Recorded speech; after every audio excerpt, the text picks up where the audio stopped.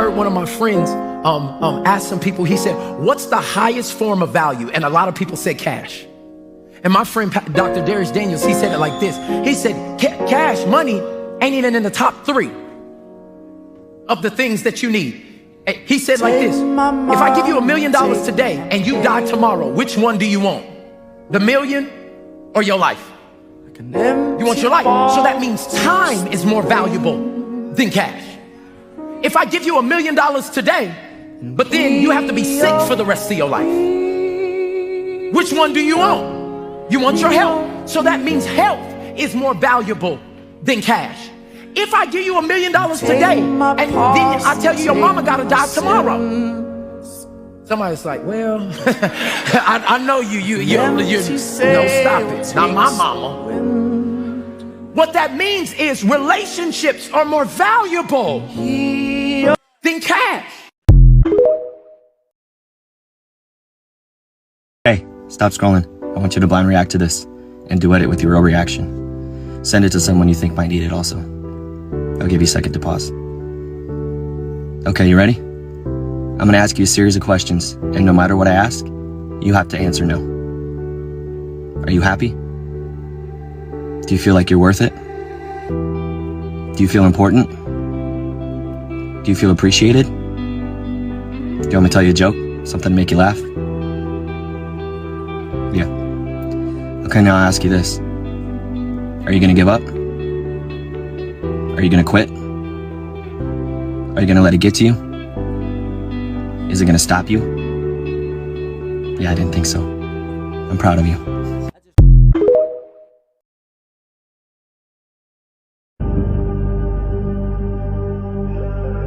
I asked for strength, and God gave me difficulties to make me strong.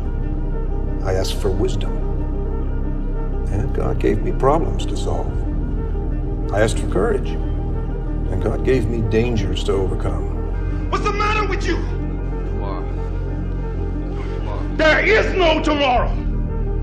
There is no tomorrow. If you want to be great, you want to be the baddest motherfucker ever at what you do, you can be misunderstood by everybody. Vision, write this point down, is most valuable. Vision is more valuable than money, because without that vision for the money, for the business, it will perish. Expand yourself. Take yourself out your comfort zone. If you stay in your comfort zone, that's where you will fail. Success is not a comfortable procedure. So you got to get comfortable being uncomfortable if you ever want to be successful. If y'all gonna be great on that field, you gotta have a why. You gotta have a reason for why you do what you do. The problem with some of y'all, the reason why you don't give 120% every doggone time you get on the field, because you ain't got a why for what you do. You ain't got a why. It's not the complexity triggering individuals or events you should fear the most, but it's your own willingness to accept or seek discomfort that will dictate the growth of not just you, but our entire world.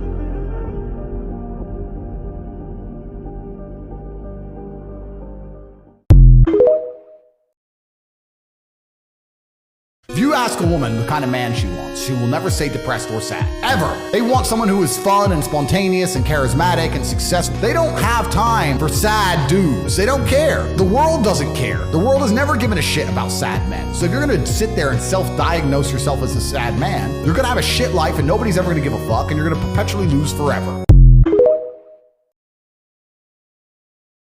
To that 20-year-old that's watching us right now, what do you tell them? What's your advice to them for the next 20 years? I'm telling you, man, just spend some time asking the right questions from yourself. Question every single thing politically, spiritually, relationship, those 20 things that your parents told you a million times, whether for you it's rich people are greedy or rich people are this, whatever it is, question everything and then ask yourself what you're looking for. Spend some time asking yourself about who you want to be and what kind of a life you want to live. Every time I say this, girls find it attractive. I like to dissect girls. Did you know I'm utterly insane? I like to dissect girls. Did you know I'm utterly insane? What's her name? Dinian. Oh, Daddy, yeah. Dinian. My name is Dinian. No, Daddy. Alright, Daddy. Alright. Women don't settle. They wait at the finish line for winners. And unfortunately, women that do that never get the loyalty that they always crave from men. The smart women go right before the finish line and pick winners that are on their way, and they'll get some semblance of loyalty. But for the rest that wait for winners only, enjoy the life of getting passed around. That's your fate. A question for you. Who decides to make it happen? Who decides if it happens? Nature decides it because Shut the most fuck of up. us just You can't. decide. I mean, you're You about to decide. You fucking decide, motherfucker. You decide. You No, get up. you don't. You wake up. No, You let me tell decide you if you're why. gonna fucking go to work or not. You decide if you're gonna go to the gym or not. You're gonna decide if you want to become successful or not. You do what's required regardless of how you fucking feel. All right? Quit the fucking pussiness. This is ridiculous. You are a fucking bitch. I have millions in gold coins and silver coins. I just kept saving it because I don't trust the dollar. So everybody can buy a silver coin today for 20 bucks, silver eagles. But how many people will go to a coin shop and buy it? Probably none. Less than 1/10 of 1% of Americans own precious metals. In the market as we speak today, it's about 20 bucks. It should go to 50. So at 20 bucks, and I tell my friends, I go, yeah, think about it. I just can't live my life based upon what other people think about me. So I can't concern myself too much with what other people think. You know, it's just not healthy.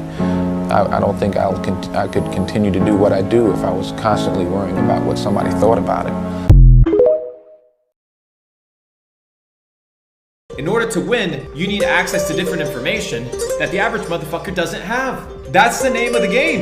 Everybody's reading the same books, everybody has the same mindset, everybody listens to the same music, everybody watches the news, and then you wonder why everybody's results in life are the fucking same, because everybody follows the followers. It's hard to keep going when no one is supporting you, when no one is clapping for you. And that is exactly why you have to become your own biggest fan. You really do have to believe in yourself when no one else does. If you don't, I'm sorry, but you won't achieve anything. My question is, why do men do that? Why beg, ask for a second chance, and you're gonna do the same thing? Why? What's the point? You know why we do that? Because you're going to give us a second chance. And we do this when you're not the one. When you're not the one, we do this. When you're the one, you won't see this. It's so easy to be great nowadays, my friend, because most people are weak. Most people don't want to go to that extra mile. Most people don't want to find that extra because it sucks. It's miserable. It's lonely.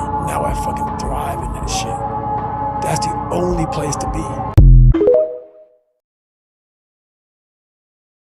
I don't have friends. I got family. No matter where you are, whether it's a quarter mile away or halfway across the world, you'll always be family. Your future needs you. Your past doesn't. Don't give up.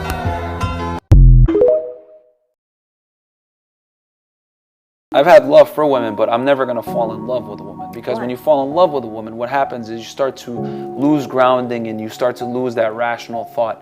A lot of the stupid things that men do is because of love. Because you're scared to be vulnerable. No, because I understand that men and women are different, and men love women far differently than women love men. Men love women for real. Women love men. Women love men for real. No, they don't. Women love men under the premise that they provide value. Men love women idealistically. Women tend to love men more from an opportunistic standpoint. Every time you're in bed or you spend a whole day on TikTok or on YouTube, after you're done, you feel groggy, right? You feel like that was a waste of a day. You feel that you've just lost something, even though you really didn't. That destroys your mental health. The more time you procrastinate, the more you're destroying your own mental health and your own self-perception of what you're actually capable of. When you have a routine, when you're disciplined, you fight back on procrastination, and you'll realize a lot of that anxiety, a lot of that stress, a lot of that depression that you've been feeling is gonna start going away when you start getting back control.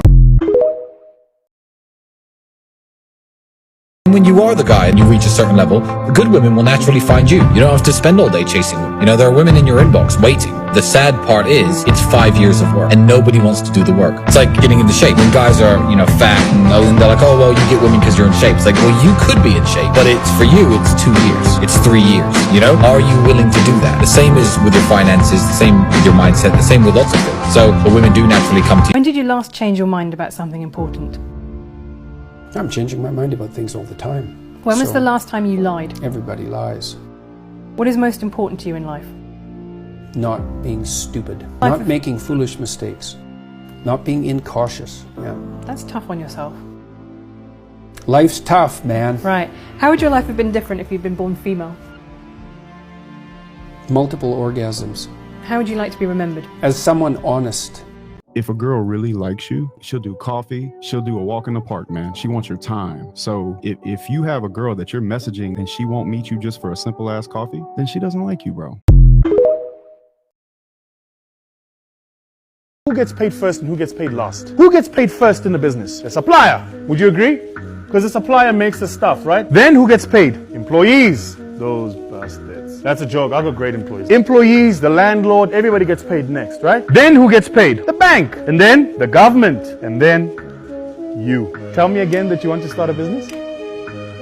See, the point is very simple. You take all the risk. You work the hours. You get paid last. If you're not in your mind willing to make this adjustment, don't start. Stay at the job. What are you doing? Why are you still holding back? Have you forgotten what they said to us? What they did? They think you're a monster. Prove them right. If you're so fucking stupid, it didn't cross your mind at some point that permanently sucking on this vape was going to damage you in some way, you deserve what happens to your dumb ass. Breathe air. You don't need a vape. Have you ever seen anyone with a vape? Have you ever sat in a room? So we go, wait, oh, let me just go. My vape's done charging. Load it up. I mean, I smoke cigars, but I know what the fuck I'm doing. Give me a big fat cigar. I'm risking cancer to look like a mafia boss. Fine. I'm not sitting there smoking cigars and going, I can't believe this is bad for me. No, like these fucking vape bullshit children. And what kind of parent lets their 16-year-old vape anyway? If I had a 16-year-old son, he's like, I got a vape. Get the fuck out of here, vape. Do some push-ups. When's the last time you went shopping? Houston, a week ago. What'd you buy? An airline.